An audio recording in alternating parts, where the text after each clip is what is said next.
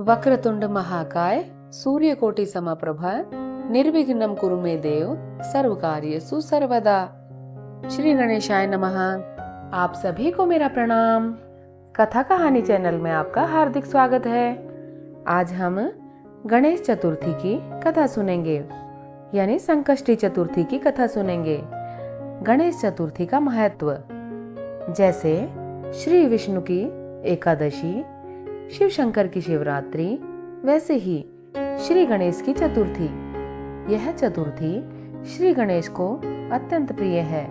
श्री गणेश अथर्वशीर्ष में भी चतुर्थ्या मनश्नन जपति, ऐसा चतुर्थी का निर्देश किया है।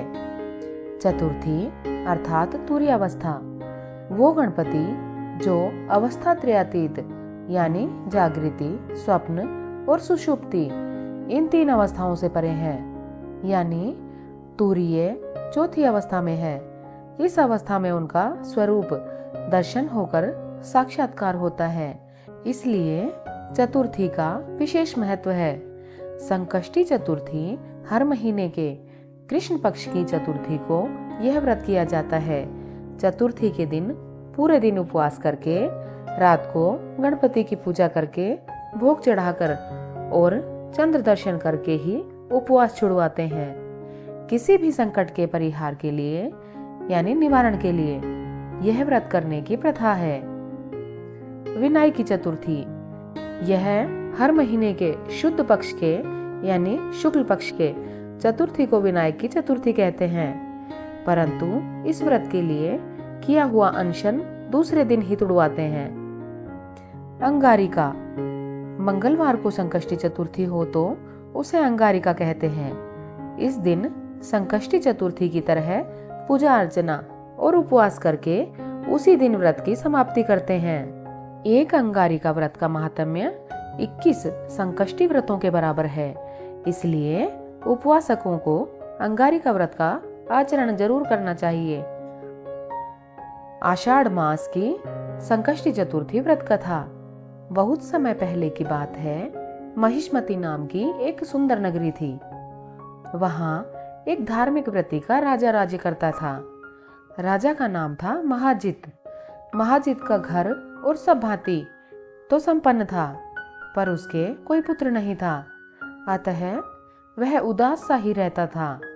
पुत्र प्राप्ति के लिए उसने अनेक धार्मिक उपाय किए, इतने कि यह सब करते करते उसकी पूरी उम्र निकल गई।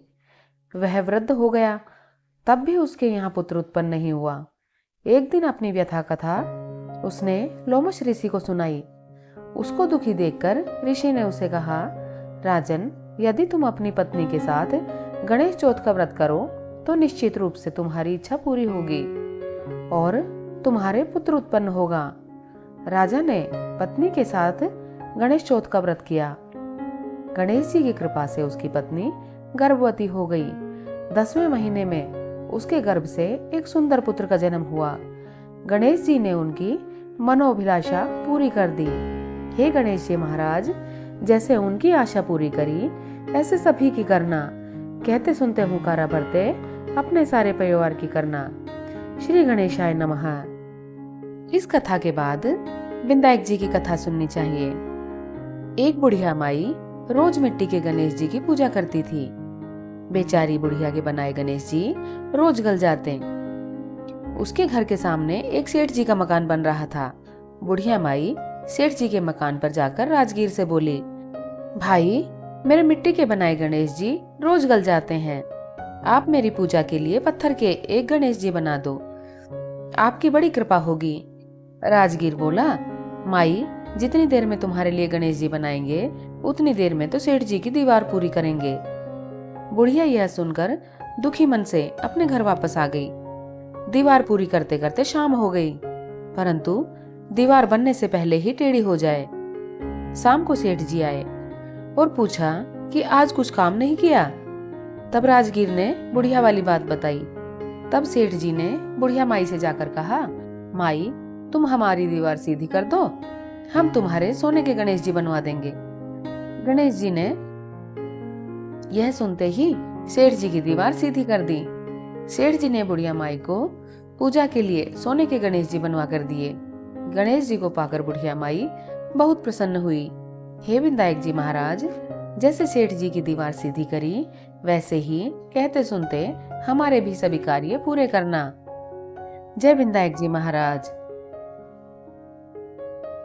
हमारी कथा कहानियां सुनने के लिए आपका हृदय से धन्यवाद। श्री गणेशाय नमः।